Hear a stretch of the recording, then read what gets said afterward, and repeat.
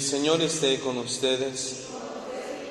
Evangelio de nuestro Señor Jesucristo según San Mateo. En aquel tiempo Jesús vio a un hombre llamado Mateo sentado a su mesa de recaudador de impuestos y le dijo: «Sígueme». Él se levantó y lo siguió. Después, cuando estaba la mesa en casa de Mateo, muchos publicanos y pecadores se sentaron también a comer con Jesús y sus discípulos. Viendo esto, los fariseos preguntaron a los discípulos: ¿por qué su maestro come con publicanos y pecadores? Jesús los oyó y les dijo: no son los sanos los que necesitan de médico, sino los enfermos. Vayan pues y aprendan lo que significa: yo quiero misericordia y no sacrificios. Yo no he venido a llamar a los justos, sino a los pecadores. Palabra del Señor.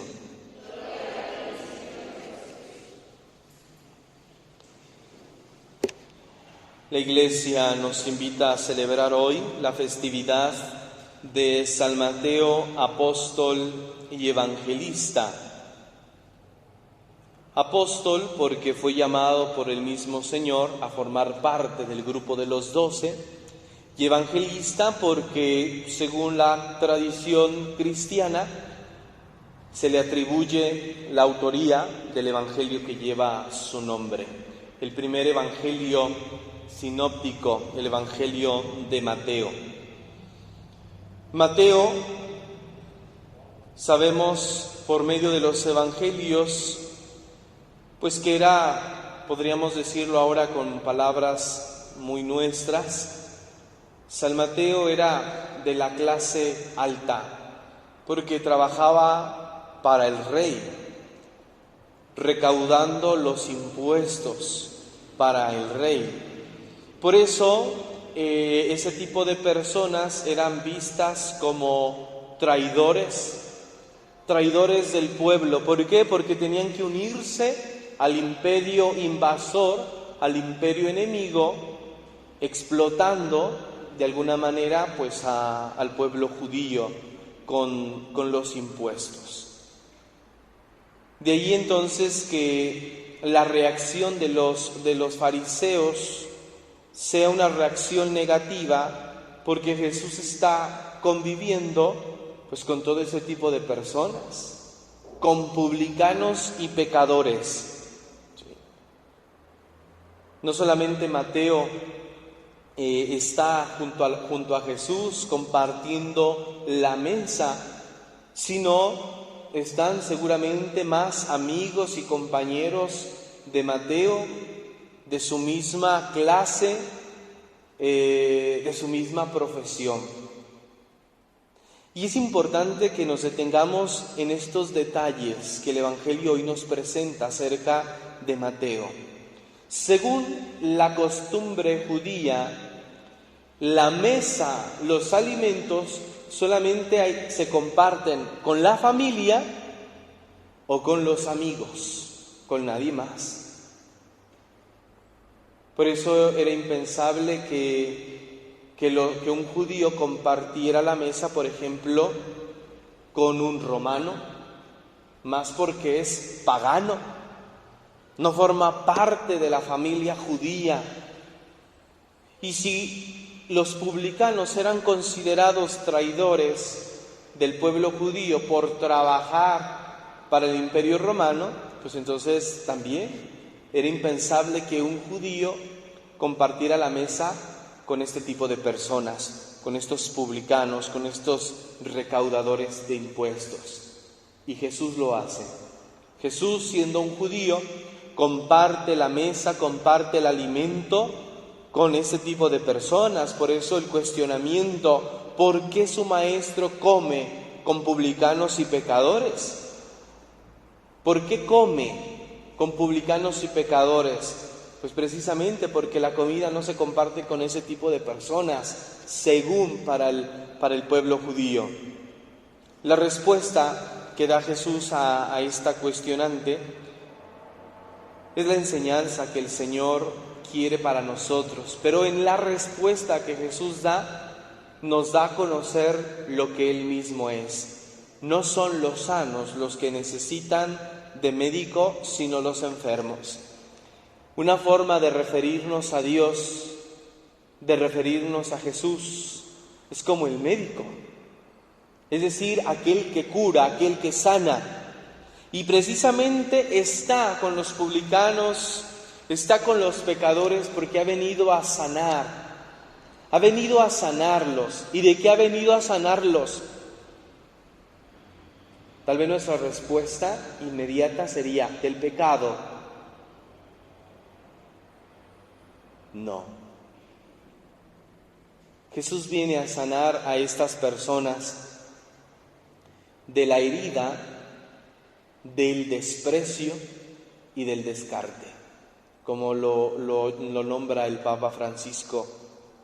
Esta cultura de descarte que va precisamente descartando a las personas, las va relegando, las va haciendo a un lado, y este tipo de personas están heridas, están dañadas por ser relegadas, por ser despreciadas, por ser descartadas. Jesús se muestra entonces como médico para curar el desprecio, para curar la indiferencia de los demás.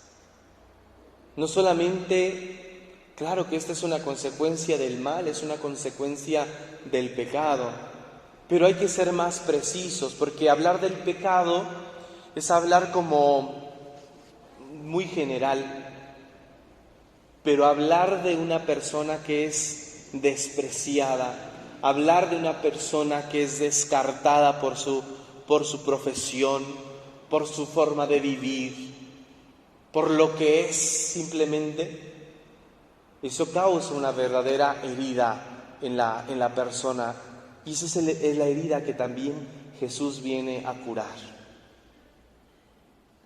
En algún momento de nuestra vida también nosotros nos hemos visto heridos por esta situación. Tal vez hemos sido descartados, hemos sido relegados, nos han despreciado, han sido indiferentes con nosotros. En algún momento también nosotros hemos sufrido este tipo de males. No solamente el pecado como tal, que ya es una herida profunda de por sí, pero esto concreto, el desprecio de una persona, o tal vez nosotros hemos generado el desprecio, hemos despreciado a alguien porque no piensa como yo, he despreciado a una persona porque no es como yo, he despreciado a una persona simplemente porque hace cosas que a mí no me gustan. Tal vez hemos o recibido el desprecio o generado nosotros el desprecio. Pues Jesús hoy en este Evangelio se nos presenta a nosotros como aquel que viene a curar, como el médico que viene a sanar estas heridas. ¿Y estas heridas en qué plano están? ¿En el plano emocional? Allí están esas heridas. El desprecio no nos hace una marca física, pero sí una marca emocional, que luego nos impide, nos llena de miedo para relacionarnos con los demás. Porque tengo miedo a ser rechazado, tengo miedo a ser despreciado de nuevo, entonces me aíslo, ya no convivo con las personas, ya no quiero tratar con los demás porque tengo miedo a que me hieran de la misma manera. Bueno, pues el Señor también principalmente viene a sanar a estas personas que han sido despreciadas, descartadas por el pueblo judío, ha venido a integrarlas. Y esta es la labor que también nosotros como cristianos estamos llamados a realizar, a integrar a los demás. Toda la vida de Jesús fue una actitud de integración. Recordemos también, por ejemplo, los leprosos. Los leprosos eran excluidos de la comunidad, tenían que vivir a las orillas del pueblo para no contagiar, entonces vivían también aislados. ¿Y qué hace Jesús? los integra nuevamente a la comunidad. Jesús quiere integrarnos, quiere hacernos formar parte de su vida, quiere hacernos formar parte de la comunidad de creyentes, de la iglesia, etc. Y esa es la actitud que también nosotros debemos de tener. Una actitud de integración. ¿Cómo integramos, por ejemplo, cómo integramos a los miembros de nuestra familia? ¿Los integramos? ¿Los tomamos en cuenta? A los compañeros del trabajo, ¿cómo los integro? ¿O los desprecio porque estos no piensan como yo? ¿O estos porque siempre andan de resbalosos con los jefes? ¿O porque siempre andan llevando y trayendo chismes y los relega a uno y los desprecia por esas actitudes? ¿Cómo integro a todo tipo de persona en mi vida, en la familia, en la comunidad de la iglesia? ¿Sí? Llevémonos esta enseñanza que hoy el Evangelio nos transmite, que es la actitud de Jesús, que viene a ser el reflejo de una actitud de misericordia. Por eso dice Jesús, vayan a aprender lo que significa yo quiero misericordia y no sacrificios. Es la integración, integrar, incluir, acoger a los demás, es un signo de misericordia. Porque ¿de qué nos sirve entonces hacer sacrificios, ayunar 40 días y demás si vivimos despreciando a los demás? Si vivimos excluyendo a los demás porque no son como yo, no piensan como yo, hacen cosas que no me gustan, etc. Hay una contradicción. Vayan a aprender, nos dice Jesús, que yo quiero misericordia, es decir, actitudes que manifiesten amor, que manifiesten comprensión, que manifiesten benevolencia hacia los demás y no desprecio, no exclusión, no odio a los demás. Pues ahí lo tenemos, que por intercesión del apóstol San Mateo, que fue acogido por el Señor y reintegrado a la comunidad de creyentes, también nosotros hagamos lo mismo que Jesús hizo con Mateo y los demás compañeros suyos. Que nos abramos a los demás, que los incluyamos, que los integremos en nuestra vida, en nuestra familia, en nuestra sociedad. Que así sea.